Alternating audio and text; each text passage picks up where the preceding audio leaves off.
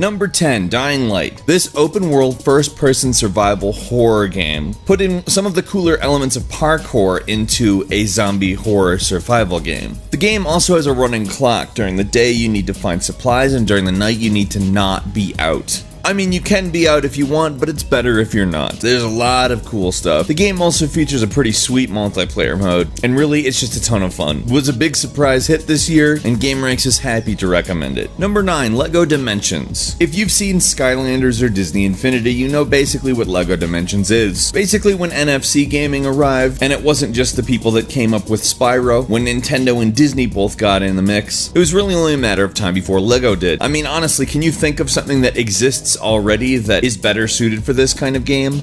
I can't. And frankly, the game itself is a lot of fun. Number 8, Mad Max is an open world game reminiscent a little bit of Red Faction Guerrilla if you ever played that. It is perhaps one of the prettiest games ever to feature exclusively a desert environment of all time. It has a fairly basic plot, but the game itself plays so well, it's very forgivable. And just to put things in perspective, really the game is fun. That's kind of the important thing, is it not, when playing video games? I always thought so. It does a very good job of capturing the feel of Mad Max and giving it to you in an open world game. It was kind of passed over a little bit by reviews, but I've played it quite a bit personally, and I have to say I enjoy it. Number 7, Axiom Verge. This game, well, let's just put it this way. If you've been aching for some Metroid, specifically some Super Metroid, but you didn't want to play the game again because you've played it 400 times and basically have it memorized, but haven't played Axiom Verge, what are you doing? This is perhaps the best Metroidvania game to come out since Metroid and Castlevania. I mean, seriously,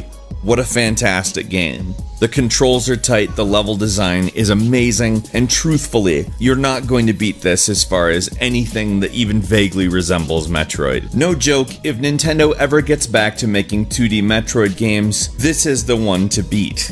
Number 6, Bloodborne. Now, what can be said about Bloodborne that hasn't already? You know exactly what this game is. It's essentially a faster-paced Dark Souls. It's also a very gory game, a very hard game, and a game that probably single-handedly asks more of the player than anything similar to it by any other developer. Ah, you thought I was gonna say no. Dark Souls is very similar as far as what it asks of you. But in all seriousness, you're not gonna find something that plays better than this. It's grim, but it's gorgeous, and it plays as good as it looks. So if you haven't given Bloodborne a try, now's probably the time. Go ahead. I'll wait. Number 5, Assassin's Creed Syndicate. The latest entry, and probably one of the better entries in the Assassin's Creed franchise. This game takes a series in kind of a new direction, which is very neat, because it's a series that kind of really needs it. You have multiple protagonists that are both very much worth playing, and a huge open world Victorian England to play around in. There's something a little bit Dishonored about it. At the same time, it's very much Assassin's Creed. If you like the series, or just like stealth open world games with fairly interesting stories,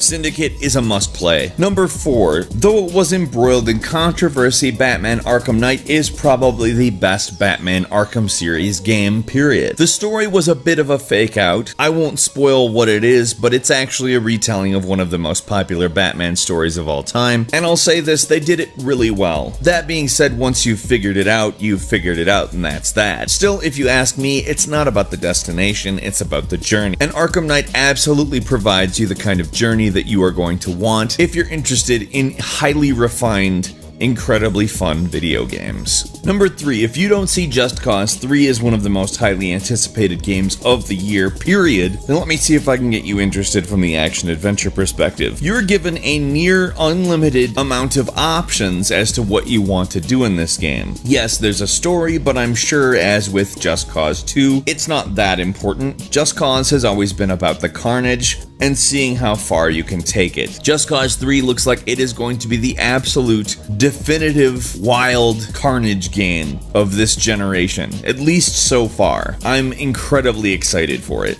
Number 2, Rise of the Tomb Raider. Now, if you didn't play the Tomb Raider reboot, I would highly recommend it. What Uncharted did with what Tomb Raider brought to the table, the Tomb Raider reboot does with Uncharted. Essentially, this is an extremely refined, beautiful, incredibly fun, third-person action-adventure game. If you like Uncharted, if you like the original Tomb Raider, and you're excited for where the Tomb Raider reboot goes, which frankly took the series in every direction it needed to, and gave you an incredibly fun game, I'm excited for this. I'm a huge Tomb Raider fan, and frankly the reboot only served to whet my appetite. Bring more Tomb Raider. And finally, the number 1 action-adventure game of the year happens to be probably the number 1 game of the year as well. Metal Gear Solid 5: The Phantom Pain is frankly a masterpiece. There's been some controversy involving choices that Konami forced on Hideo Kojima during the development of this game, but frankly, as far as gameplay